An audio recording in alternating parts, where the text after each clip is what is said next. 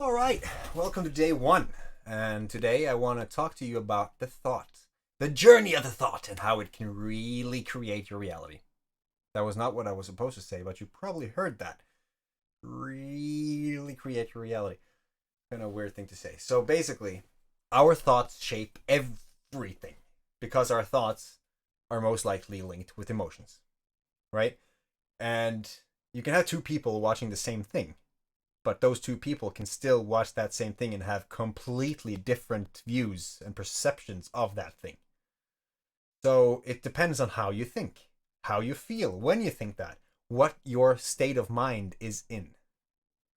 What your state of mind is, not is in. So, I'm sorry, I'm a little bit out of breath because my daughter had a tantrum. But let's say that we have a thought. Let's take this all the way back to the beginning, right? When everything starts. What is a thought? Where is it when you're not thinking about it? And where is our memories stored? See, this is kind of those questions that will leave you crazy if you think about them too much. But let's say that our thoughts are in our. Let's say they're in the ball, just floating around us. We can't see it, but when we think about it, it just pops into our head, right? Our head is like a TV. So when you're watching TV, you're not seeing the signal that is producing the picture that you're seeing. But the fact that you can't see Wi-Fi or radar or satellite does not mean that it's not there. It's just we can't see them. That same thing applies to the thought. So let's say that it is just a ball, and we're gonna go deep into what it might be in too. But right now, let's say it's just floating around there outside of your head, and you think about it, and then it hits your head. It goes in through your grooves in your brain, and it hits your hypothalamus, and that is kind of like a factory, right? And let's say it goes through the doors of that factory, and it needs to be assembled into something physical. That physical thing is called a neuropeptide. But before it becomes a neuropeptide, it is assembled from proteins and amino acids and all that good stuff. The thing is, if you felt sad or fearful or angry or perfectly happy or horny or whatever it is, the thought that you had is linked to a certain emotion. That emotion is coded into that thought, which is also coded into the neuropeptide that it becomes. So now you have a neuropeptide, which is basically just a little key. Let's just visualize that as a key in your brain. And it is linked to an emotion. Then it gets shot out of there and into your system in the search for a cell, which is like a keyhole, right? Your cells has all of these receptor sites on them. And that receptor site that is responsible for that feeling that is, or that emotion that is connected to that neuropeptide gets filled. Let's say it like that. So your neuropeptide hits the cell. It then turns around and it's coding that cell with the emotion that you had in the thought. You following? Now, what happens with a cell is that it eats, it shits, and it multiplies. When it multiplies, it spreads to your entire body, and you will feel more of that thought that you had. So your emotion is just spread to every single piece of your body, all your cells, basically. That can be good, and it can also be really bad. Because if you are stuck in a victim state, a victim mindset, victim mentality, what if you think that everything is happening to you, and if something bad happens, no matter what, then you have some perception to make that about you, right? If you're going through traffic and it's like all of a sudden traffic jam, and you go like, ah, oh, this is just typical. This always happens to me. I hate when this happens. This is like every day. Why is this happening to me? All that stuff. And that can be a habit. If that becomes a habit, then you're in trouble. Because when we think a certain thought over a long period of time, that thought will become us. our personality becomes our personal reality, which means that if you are thinking negatively or in a victim mentality, then it's going to be easier and easier and easier to do this, right? In habit hacking, we're talking about when you're starting to do something, it's hard. Everything is uncomfortable. Your body just wants to go back to the normal. You don't really want to do this new thing. And most of us just go back to the normal. But if you continue to do that thing, if you continue to just do it every day, then at some point you're going to realize that you are doing it easier and easier. It gets second nature. By doing it over a long period of time, it is second nature. When you get to that point, then you don't even think about it. You're in a victim by default. Make sense? We're going to go into learning and what is the framework of learning. So we have 4 stages, mainly. The first one is unconscious incompetence. We don't know that we don't know, which means that if there is a problem out there, which we are not aware of at all, we do not know that there's a solution to that problem. And then we hit stage 2, which is conscious incompetence. We know that we have a problem, and we know that there is a solution, but we don't know how to use the solution. So we know about the problem, but we haven't really learned about the solution. Then there's number 3, which is conscious competence.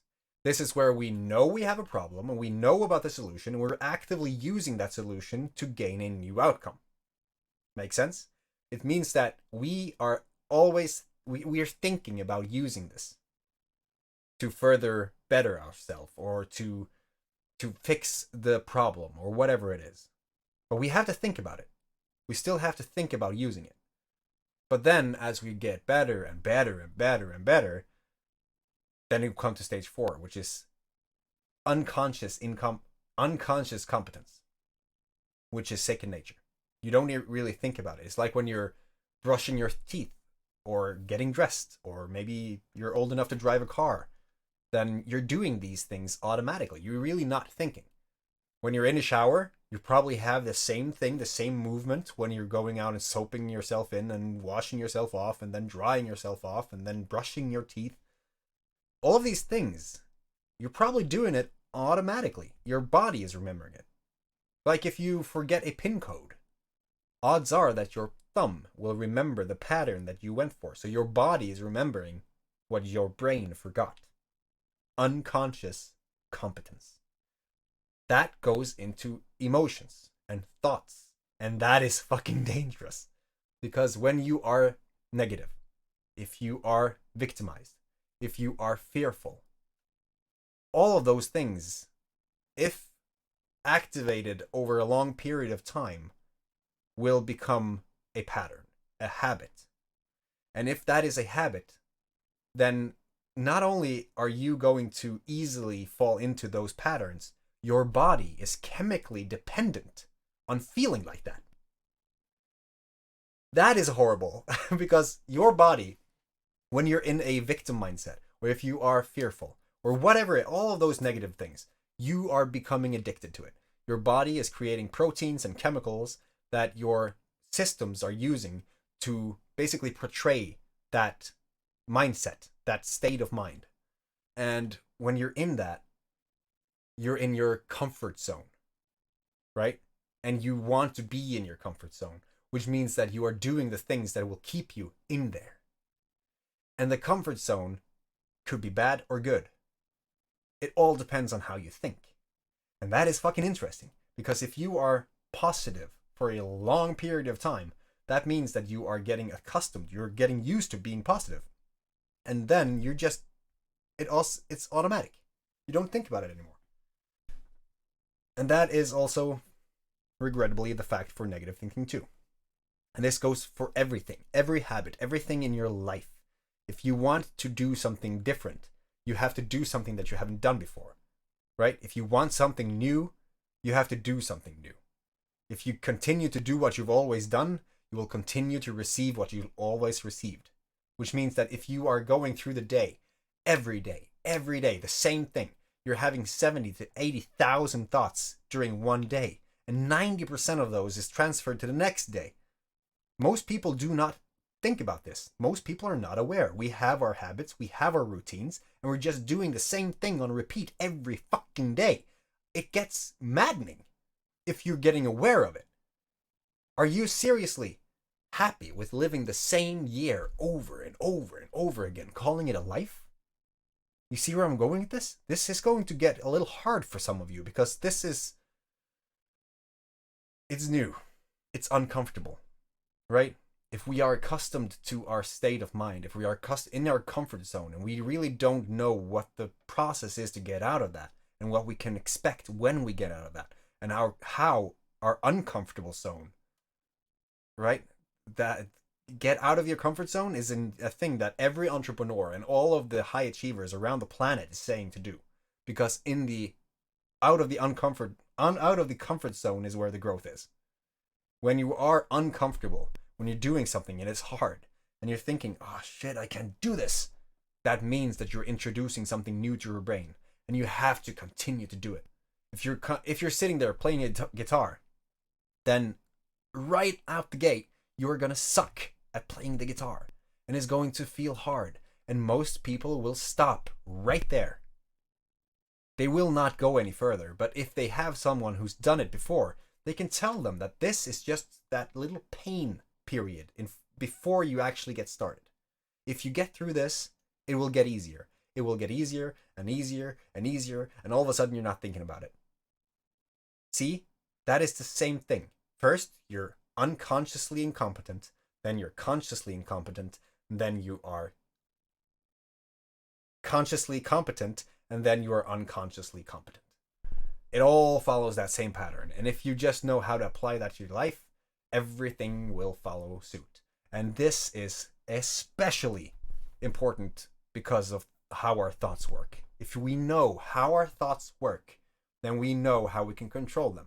We can introduce pattern interrupts. We can do stuff to basically stop thinking about stuff. We can hang up affirmations. I should probably delve into that too before we stop this, but because affirmations. Let's say that you want to be positive. You have been a victim and you're sick of it and you want to do something new. Going around there and saying that you're positive, you're positive, you're positive, you're positive, you're positive is not going to work.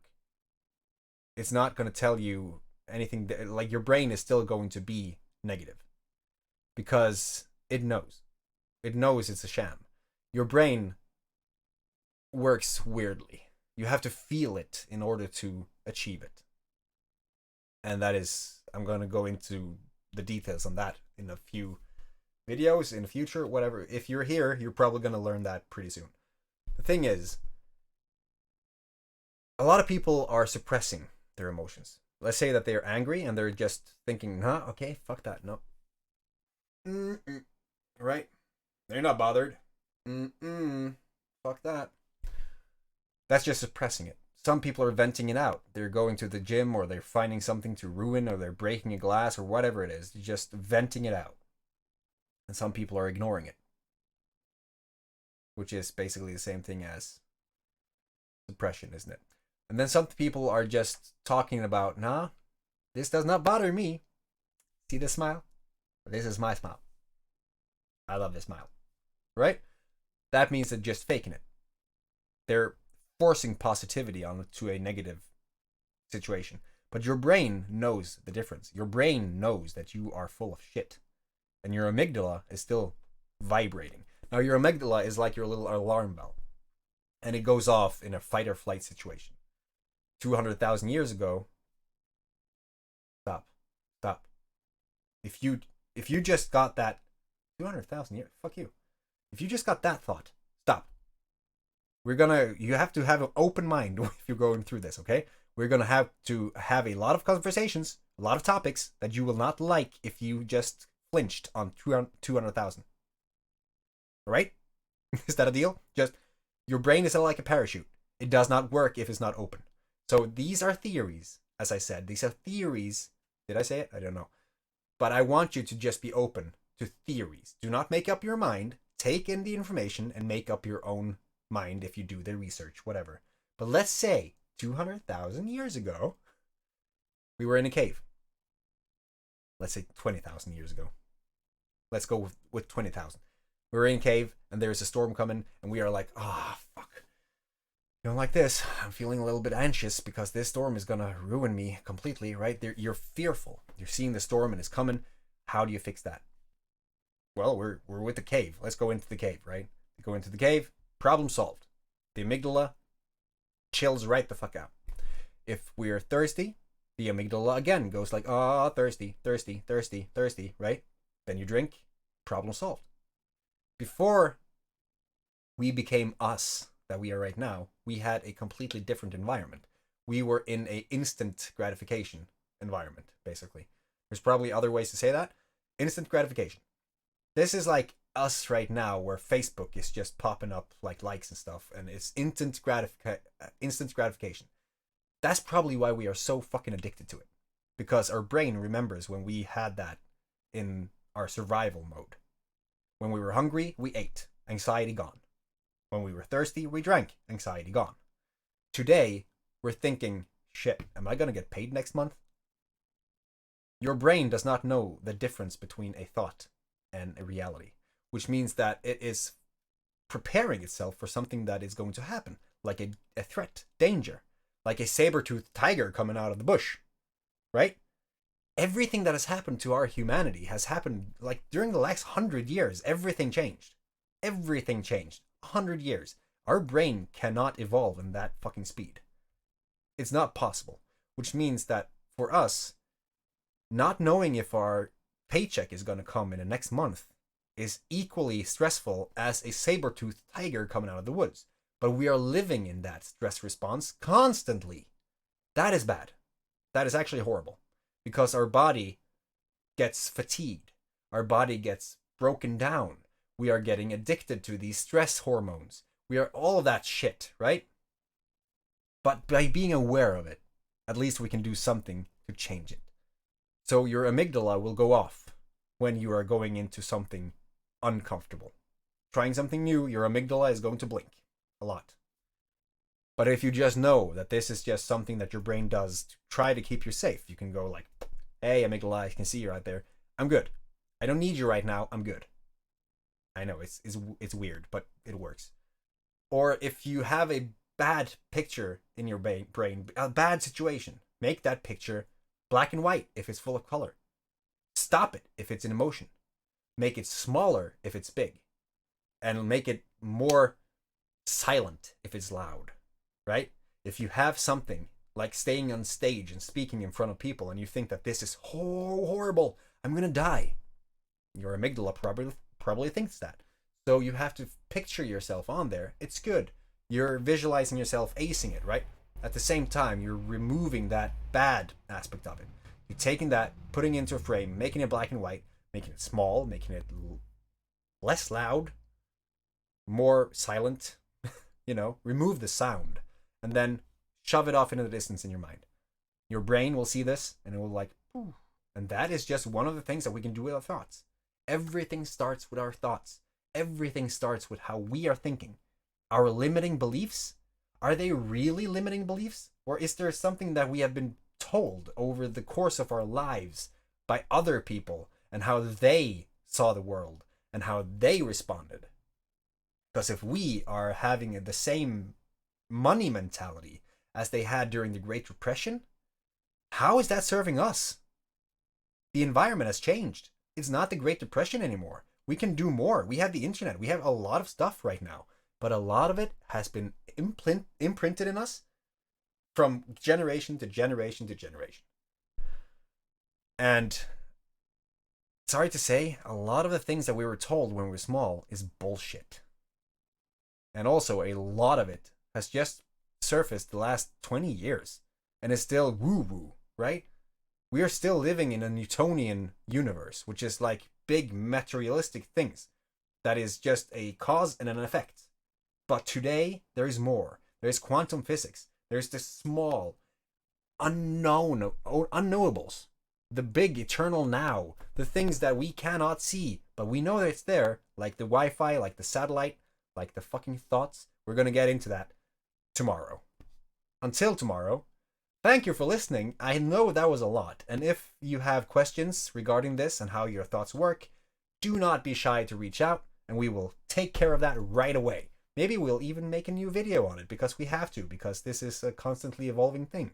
But I'm trying to do this from my mind, and it's kind of hard sometimes because there's a lot of stuff in there. Right? I'll also teach you how to learn, and when you do that, you're going to get addicted to learning, and then you'll have the same problem as I do, which is going to drive your friends insane. Until tomorrow, I'm so glad that you're here, and I hope that this gave you some value. Have a fantastic day, and stay positive. Peace.